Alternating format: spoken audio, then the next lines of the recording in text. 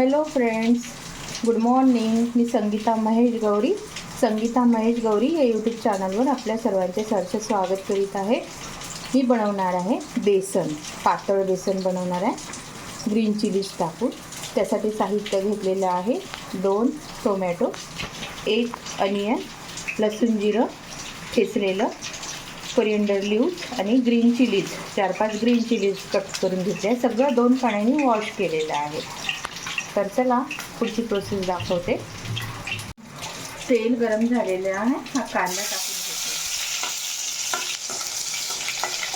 कांदा लालसर फ्राय होऊ द्यायचा आहे. मग ग्रीन चिलीज टाकून घेते.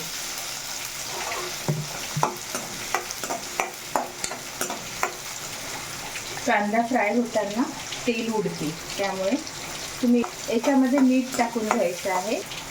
कांदा आणि ग्रीन चिलीज फ्राय होताना तेल साईडनी उडते. ते तेल उडू नये म्हणून अर्धा चमच त्याच्यामध्ये मीठ टाकायचं.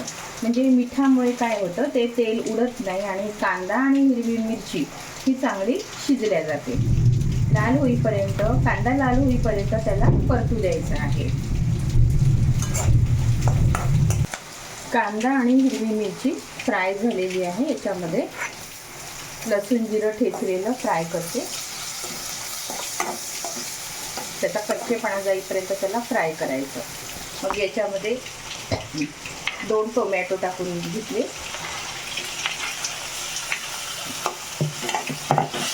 ते परतून घ्यायचं. टोमॅटो शिजू द्यायचे.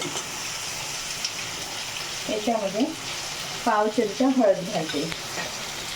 बाकी मसाले वगैरे नाही टाकायचे याच्यामध्ये, नाही तर कोणी तर वाटणही टाकून देईल. वाटण टाकेल बेसनामध्ये, तसं करायचं नाही. अगदी साध्या पद्धतीने हे बेसन बनवायचं. टोमॅटो शिजू द्यायचे. म्हणजे असं करायचं की टोमॅटोची चटणी पहिले बनवून घ्यायची आणि मग आपल्याला पाहिजे तेवढं बेसन याच्यामध्ये टाकून घ्यायचं. ते टोमॅटो चांगली शिजू द्यायची. टोमॅटो वगैरे शिजताना सांबार टाकून घ्यायचा, म्हणजे भाजीला छान टेस्ट येते. आणि मग बेसन शिजल्यानंतर पण अर्धा कोरिएंडर लीव्स टाकून घ्यायचा. आता ही टमाट्याची चटणी बनत आहे. आता टोमॅटो शिजू द्यायचे चांगले नरम होईपर्यंत, म्हणजे भाजीला छान फ्लेवर येते. टोमॅटो शिजलेला आहे, त्याची चटणीच तयार झाली. आता हे बेसन आहे. छोट्या वाटीने 1 वाटी बेसन घेतलेले आहे. ते याच्यामध्ये टाकून घेतले आहे. आता हे मिक्स करायचं. याला आहे ना भाजू द्यायचं थोडंसं.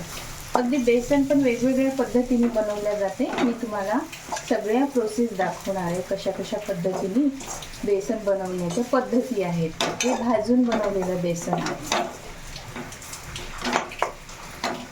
याला आता भाजून घेते. पण खूप छान टेस्टी लागते.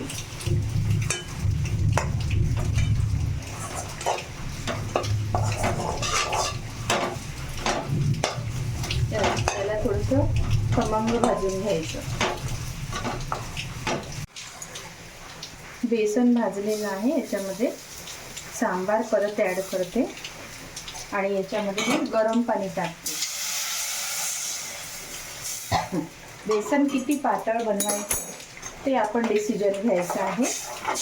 आपल्याला पातळ आवडते की सुकं आवडते, आणि सुकं पण बेसन तुम्ही बनवू शकता डब्यावर न्यायला.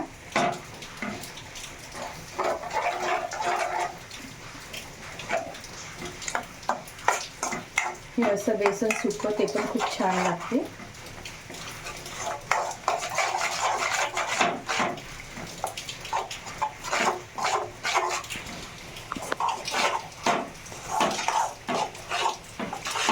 भाजून बनवलेले बेसन त्याची वेगळी टेस्ट राहते, आणि पातळ जर बेसन बनवलं तर ते पण खूप भारी लागते खायला. बघा, आता याच्यापेक्षा जर पातळ पाहिजे असेल तर तुम्ही पातळ पण बनवू शकता. मी प्रत्येक वेळी वेगवेगळ्या पद्धतीने बेसन बनवते आणि त्या पद्धतीने खात असते. तव्यावर सुद्धा मी बेसन बनवत असते, ते पण मी बनवून दाखते. बघा, आता हे बेसन उकडत आहे. बेसन चांगल्या प्रकारे शिजू द्यायचं. बेसन भाकरीसोबत खाऊ शकता, भातासोबत, खिचडीसोबत, पोळीसोबत, बाजरीच्या भाकरीसोबत, ज्वारीच्या भाकरीसोबत तर खूपच टेस्टी लागते हे बेसन. बघा हे बेसन कसं शिजत आहे. बेसन असं उकडत आहे. आता याला वाफ देऊ. बघा बेसन उकडत आहे. बघा याचा अर्थ आता आपलं बेसन शिजलेलं आहे. ते काढून घ्यायचं. याला वाफ दिलेली आहे. ह्याच्यावर बेसन आहे ना शिजवताना याला वाफ द्यायची, म्हणजे झाकण ठेवून त्याला वाफेवर शिजू द्यायचं. वाफ का बरं दिले जाते? कारण ते बेसन चांगल्या पद्धतीने शिजते वाफेमुळे आणि खायला टेस्टी लागते. आपलं बेसन तयार झालं आहे.